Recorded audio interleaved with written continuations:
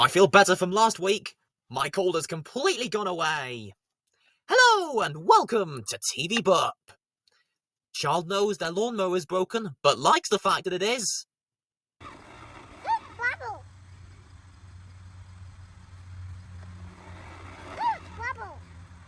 Ravney Gill shows us how she gets onto a treadmill.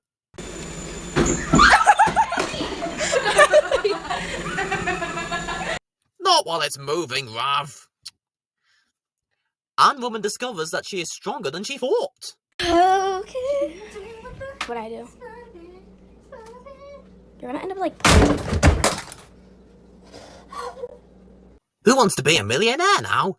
And I was surprised to see Miriam Markley is in the audience.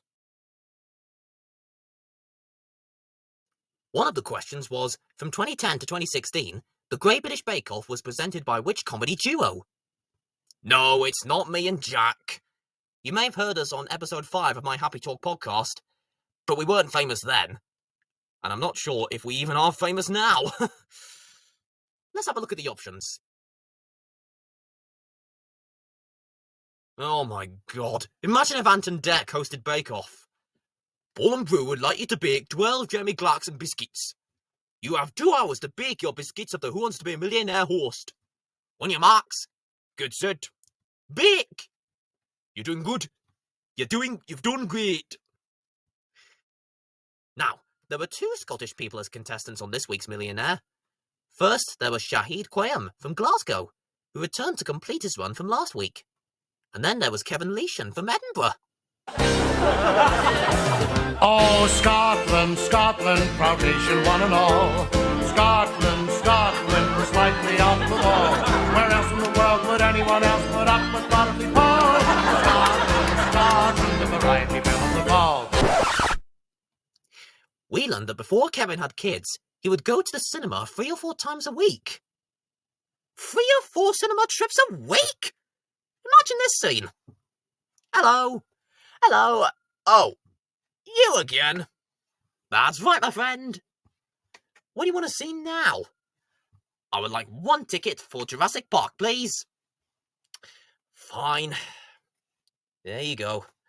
You know, I'm surprised you still have money to buy a ticket, sir. I thought you spent it all. Something like that, anyway. Now, what would Kevin spend £1 million on? To pay the bills? To go on holiday somewhere?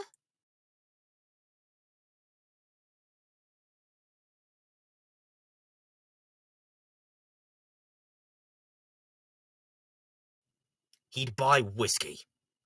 Of course. The traditional Scottish move. Hey! I won £1 million on Millionaire last night! Oh my god, mate! That's amazing! What are you going to spend your winnings on? Whiskey, mate! Whiskey! Yes! The last contestant was Leah Clancy from York, breaking the Scottish pattern. And this was her £200 question. Even though A is the correct answer, my voice is high anyway, so it doesn't need to be higher. Now, we have some helium here, so that I can do the other 3 things. We won't do the high voice effect, because we all know how that works. So let's first of all, slow my voice down. Now I sound very slow. Like a tortoise. Now let's render my voice silent.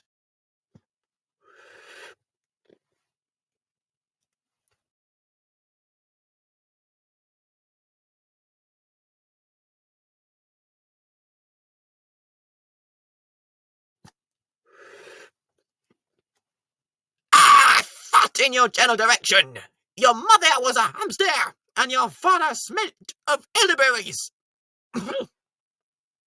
Well, there we are. Emmerdale now, and the guidance for this episode was contain strong emotions and some strong language. Hang on, strong language? On Emmerdale? How's that possible?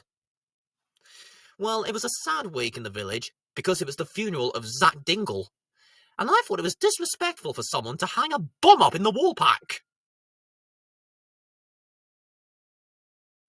when the Dingles were burying Zack and saying their final goodbyes, Tina Dingle reappeared after 28 years and ruined the funeral. And now what do you do when someone appears to ruin your family gathering? Yeah, you push them in some mud. Mud push! Now, I want to do a tribute to Zack. Remember when we saw him dance in January 2006? Oh, what an atmosphere! I love a party with a happy atmosphere. Well, when I heard about Zack's death, I learned to do his dance. So, Charity, ask the question. With this, cue the music. Oh, what an atmosphere! I love a party with a happy atmosphere. So let me take you there, and you and I'll be dancing in the cool night air. Well, we're at the dancing party, and you're out there having fun. For you, Zack.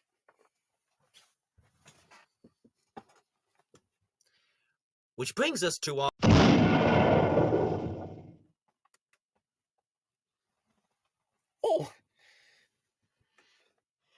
Oh, blast! Which brings us to our best TV insult of the week. Best TV insult of the week. Best TV insult of the week. The Repair Shop Now, the show in which the important line in every script is, customers cry and overreact with joy when they see their things looking new again. One thing that furniture restorer Sonaz was repairing was an old office chair that doesn't spin. Unusual for an office chair, isn't it? Unlike this one. I'll bring it out here, where there's more space. It doesn't fully spin where it's usually placed. But if I put the chair over there, I could give you the full effect.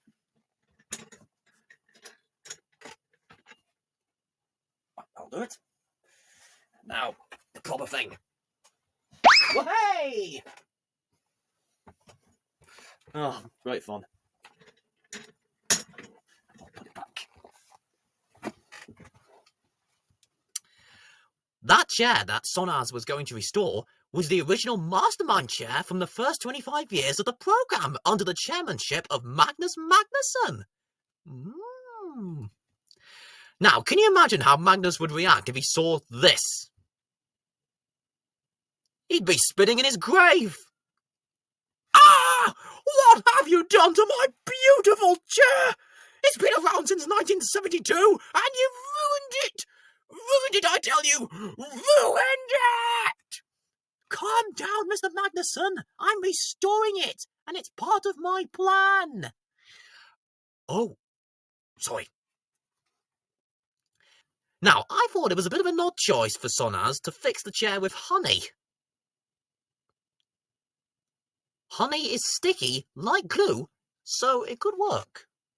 Oh, that reminds me. I have some toast with honey, which I've been keeping warm under the desk. Oh, it smells so good. Oh, I've been looking forward to this for a while now. Glue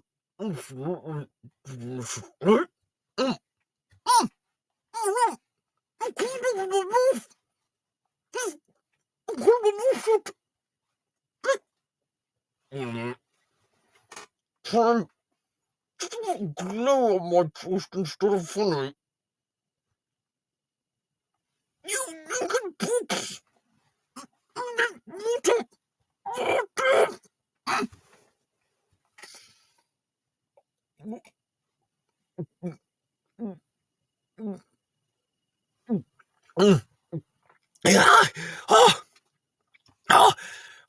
I can open my mouth again.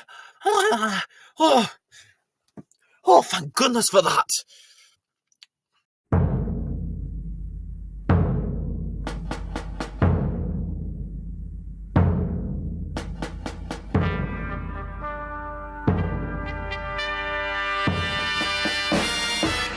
Hello, and welcome to Mastermind.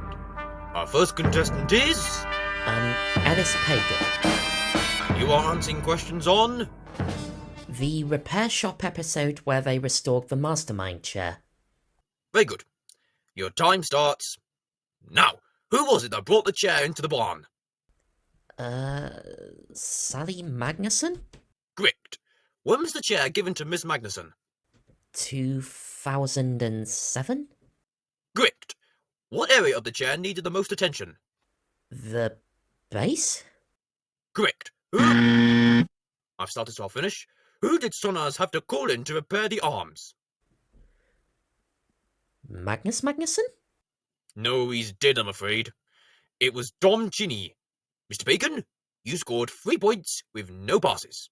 That's all for Mastermind this week. Goodbye!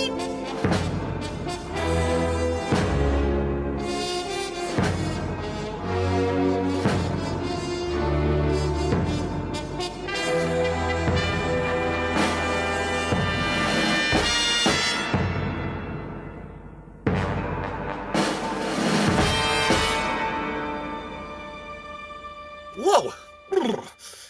Sorry about that. I just had an out-of-program experience.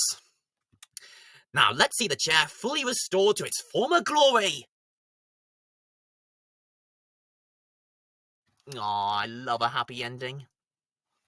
Coronation Street now, and one of the police workers wanted to have a career change. He wanted to have a new job as a priest. God bless you. One of the posters in the interrogation room worried me. When we're silent, we're all victims! Ah!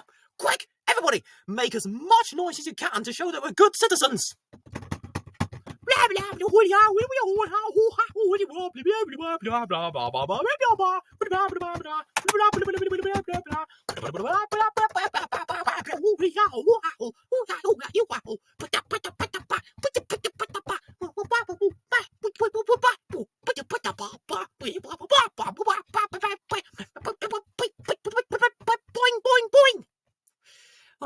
I think that's enough. Now, Jenny Connor was annoyed with Daisy Midgley for something, which I thought could be a good story for a future episode of Corrie.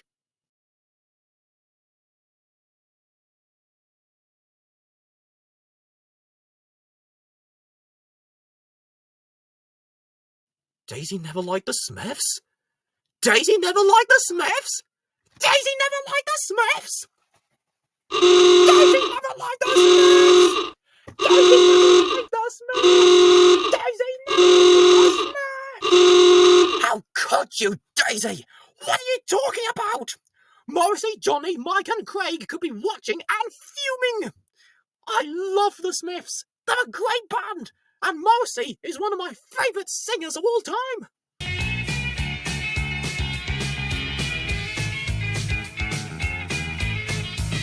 On tricycle, on a hillside desolate, will nature make a man of me, yeah. When in this charming car, this charming man.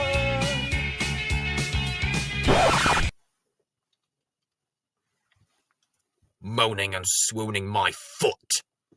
I love you guys! Bethany Platt was in hospital for her stoma, and Daniel was visiting her. They were having a conversation containing a scenario that we'd all like to see.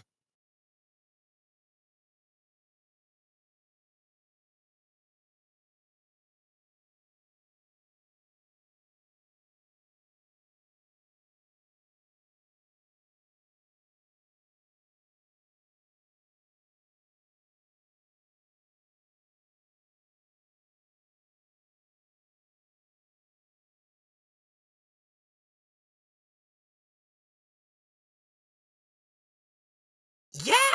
Daniel and the hospital guy who brings Bethany's breakfast having a duel and breaking each other's necks! I wish we could all see that for real. And I'm sure you do too. Well, the good news is that we can make that happen! Yeah! All it takes to make our wish come true is for me to say these words. I like Daniel Osborne, and I like the hospital guy who brings Bethany Platt's breakfast. But which is better? There's only one way to find out!